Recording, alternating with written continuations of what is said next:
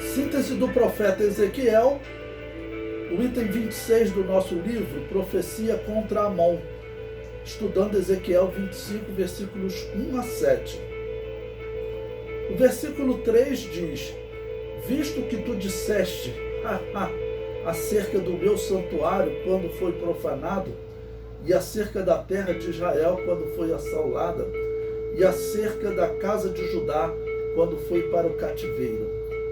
Os amonitas foram adversários de Israel em diversos momentos, no livro dos Juízes, Juízes, Samuel, e riam e batiam palmas do sofrimento de Israel e de Judá. Eles seriam arrancados entre as nações.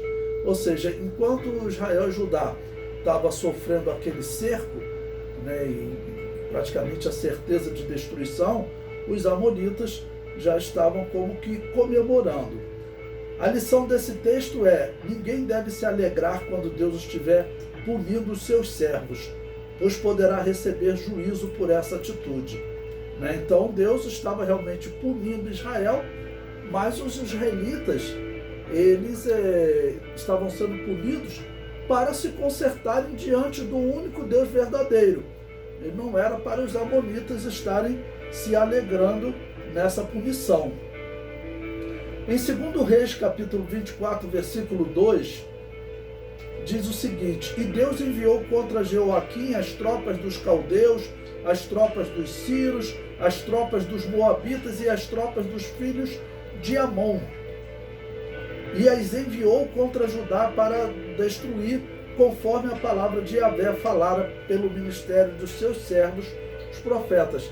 Então, a primeira leva de cativos que aconteceu em 605 a.C., sempre lembrando das três datas, 605, 597 e 586, os três passos para a destruição de Jerusalém. Então, no ano 605, naquela primeira investida de Nabucodonosor, que foi também para tirar o poder do Egito e do restante que havia dos assírios, naquele momento Israel se rendeu, fez aliança com os babilônios, ficou pagando tributo. E os amonitas, eles eram aliados dos babilônios, porque era um povo bem mais pobre do que o povo de Israel, então eles funcionavam até recebendo um certo valor. Uma parte do valor era o seguinte, era ficar com os despojos, o que ele pudesse tomar dos israelitas, ele ficava.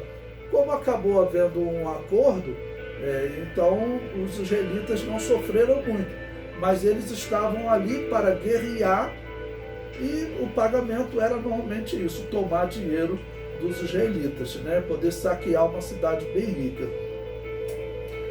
Também eles se aproveitaram da queda de Jerusalém para oprimir os israelitas. Em Jeremias, capítulo 40, fala como até judeus que estavam entre os filhos de Amon, como foram incentivados a voltar e acabar por matar o governador que Nabucodonosor vai colocar sobre Jerusalém depois que Zedequias for preso.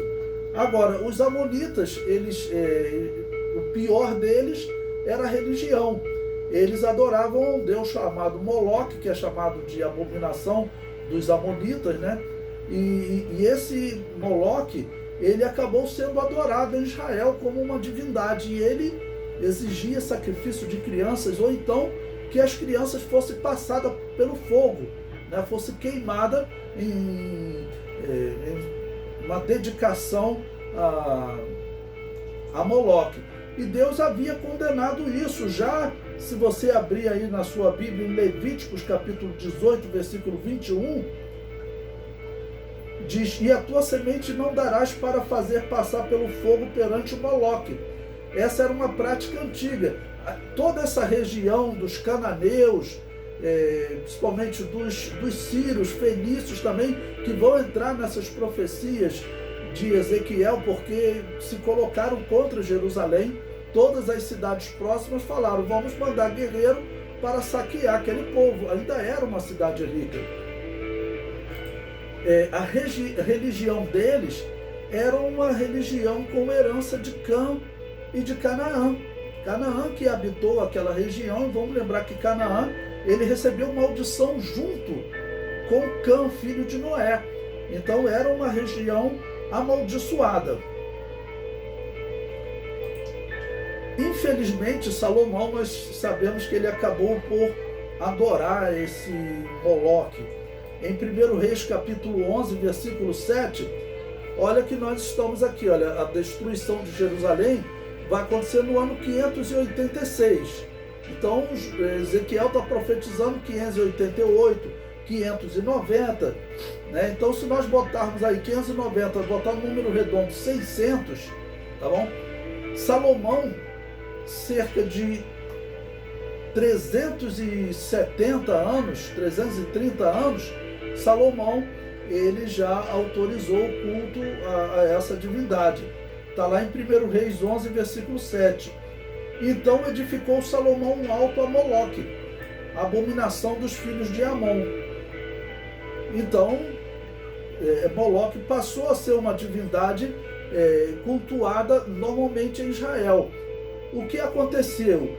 Nos dias de Josias, houve um avivamento, e Josias é dito que ele tirou, né, os altares dedicados a Moloque, tirou tudo.